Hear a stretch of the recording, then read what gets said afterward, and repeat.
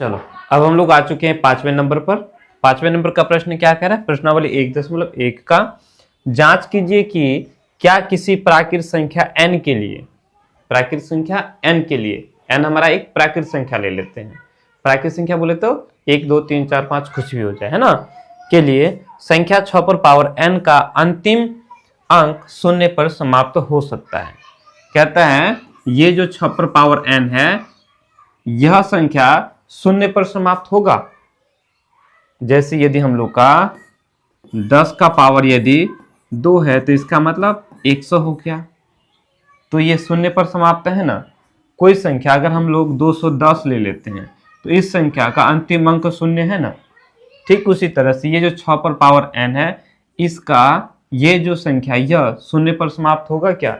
n हमारा एक प्राकृतिक संख्या अगर हो जाए, मान के चलते हैं n यदि हमारा 1 हो जाए, 6 पर पावर n तो 6 हो गया, 6 का पावर 2 अगर कर दिया तो 6 6 36 हो गया, 6 पर पावर अगर 3 कर दिया तो 6 का क्यूब 216 हो जाएगा, है ना।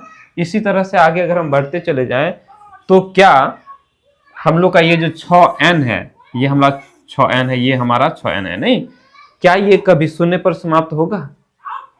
कभी नहीं होगा। होगा क्या? नहीं होगा।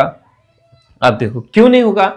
कोई भी संख्या हो यदि वो शून्य पर समाप्त होता है तो उस संख्या के अभाज्य गुणनखंड में, जैसे 6 का हम लोग अभाज्य गुणनखंड करेंगे तो क्या हो जाएगा? 2 गुना 3 हो जाएगा। 36 का अभाज्य गुणनखंड करेंगे तो 18 दूनी 36, 9 दूनी 18, 3 तिया 9, ये हो जाएगा, है कि नहीं। यदि हम 216 का अभाज्य गुणनखंड करेंगे तो 3 ठो 2 और 3 ठो 3 हो जाएगा, है कि नहीं। तो हम देखेंगे इसमें जो है अभाज्य गुणनखंड में 2 और 5 नहीं है। जब तक 2 और 5 नहीं होगा तब तक लास्ट में शून्य आएगा? नहीं ना आएगा।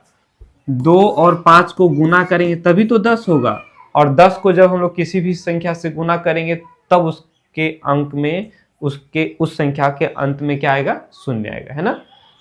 तो हम लोग सीधा डायरेक्ट यहां कर सकते हैं। अगर ऑब्जेक्टिव में आ जाए तो सीधा ठोक देंगे कि नहीं, एकदम नहीं हो सकता। n का कोई ऐसा मान नहीं होगा, n का कोई ऐसा मान नहीं होगा जिस पर कि 6n का मान जो है, संख्या 6n जो है ये शून्य पर समाप्त होगा, है कि नहीं। इसमें बस लिखना है। चलो, ओहो हो, उदाहरण सबसे पहले तो इसी को शुरुआत किए थे जी। उदाहरण 1, है कि नहीं। उदाहरण 1 में क्या था? 4 पर पावर n, उसको लेके किए थे। यहां है 6 पर पावर n, ठीक है। तो लिखेंगे, क्या लिखेंगे? किसी भी संख्या, है ना, किसी भी संख्या या किसी संख्या के, किसी संख्या के शून्य पर समाप्त होने के लिए, है ना, शून्य यानी 0 पर समाप्त होने के लिए, शून्य पर, किसी संख्या के शून्य पर समाप्त होने के लिए, शून्य पर समाप्त होने के लिए उसके अभाज्य गुणनखंड में, अभाज्य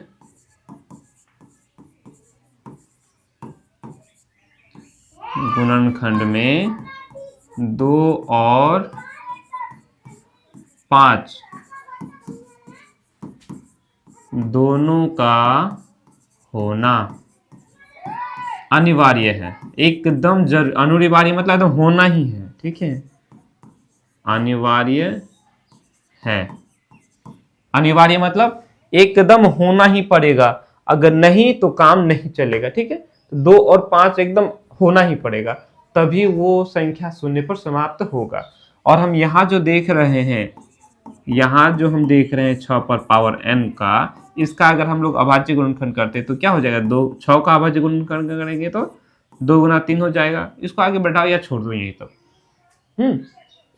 तो बोलेंगे इसके अभाज्य गुणनखंड में, इसके अभाज्य गुणनखंड में क्या है? 2 और 3 है ना।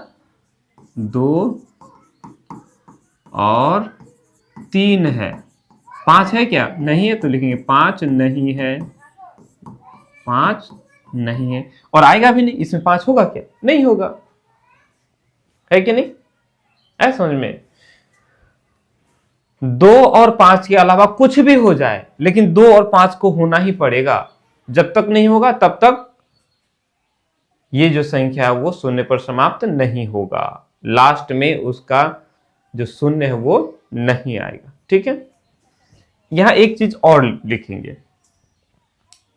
इस चैप्टर को हम लोगों ने शुरुआत किया था 2 गुणों से, यूक्लिड विभाजन एल्गोरिथ्म और दूसरा अंक गणित की आधारभूत प्रमेय। तो अंक गणित की आधारभूत प्रमेय क्या होता है हम लोग जानते हैं। प्रत्येक भाज्य संख्या को, जितनी भी भाज्य संख्या किसको कहते हैं? जो किसी न किसी संख्या से कटती है ना। जैसे 6 ये भाज्य संख्या, 4 भाज्य संख्या है, 10 भाज्य संख्या है, 15 भाज्य संख्या है। तो किसी भी प्रत्येक भाज्य संख्या, जितने भी भाज्य संख्या, उनको हम लोग अभाज्य संख्याओं के गुणनफल के रूप में लिख सकते हैं, है ना। जैसे 15, तो 15 को हम लोग जो है अभाज्य गुणनखंड कर सकते हैं इसका। तो 15 का अभाज्य गुणनखंड क्या हो जाएगा? 3 गुना 5 हो जाएगा। तो इस भाज्य संख्या का ये हमारा अभाज्य गुणनखंड हो गया। और ये जो अभाज्य गुणनखंड है ये अद्वितीय है, मतलब ये 3 गुना 5, 3 और 5 जो है ये 5 का ही है और किसी का नहीं है। ऐसा नहीं कि 3 और 5 किसी और का भी अभाज्य गुणनखंड है, किसी और संख्या का। जैसे 20 का, क्या ये 3 और 5 20 का है? नहीं ना है। 3 और 5 मतलब 15 ही, 3 और 5 मतलब 15 ही। ऐसे ही 6 पर पावर n का ये जो 2 गुना 3 पर पावर n की, ये केवल इसी संख्या का है। तो इसमें और कोई संख्या तो नहीं आ सकता है। वैसे ये सब यहाँ लिखना पड़ेगा थोड़ा सा, अगर लिख देंगे तो हमारा जो पक्ष होगा वो एकदम मजबूत हो जाए। क्यों? क्योंकि हम लोग इसी गुण से इस चैप्टर को शुरुआत किए हैं पढ़ना। ओके, चलो नहीं लिखेंगे तो गलत हो जाएगा, ऐसा नहीं है। अगर हम इसको लिख लेते हैं इस पॉइंट को, तो हमारा जो पक्ष है वो एकदम मजबूत हो जाएगा। ठीक है, ऑब्जेक्टिव में आएगा तो 1 नंबर का टिक लगा करके चले जाएंगे गोला करके। अगर ये सब्जेक्टिव में आएगा तो 2 से 3 नंबर तो मिल ही जाएगा, है कि नहीं। चलो लिखेंगे यहां अंक गणित, ठीक है, कि आधारभूत प्रमेय से, आधारभूत प्रमेय से, ठीक। इसके अभाज्य गुणनखंड में ये जो संख्या है ना, इसके अभाज्य गुणनखंड, इसके अभाज्य गुणनखंड में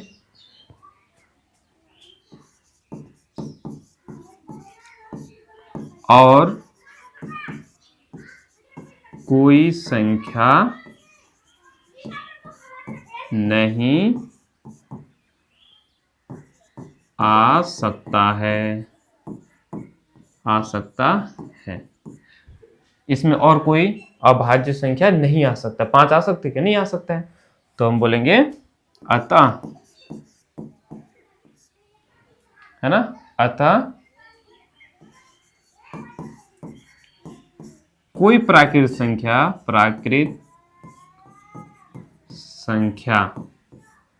n नहीं है।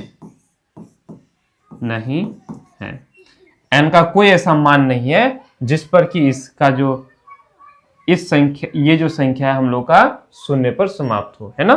तो कोई प्राकृत संख्या n नहीं है जिसके लिए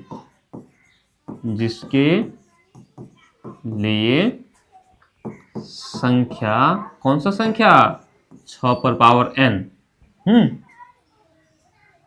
संख्या 6 पर पावर n का अंतिम, प्रश्न को ही देख के लिख देंगे, है ना। इसका अंतिम अंक शून्य पर समाप्त हो, शून्य पर समाप्त हो। बस हो गया, इसमें लिखने का ही काम था।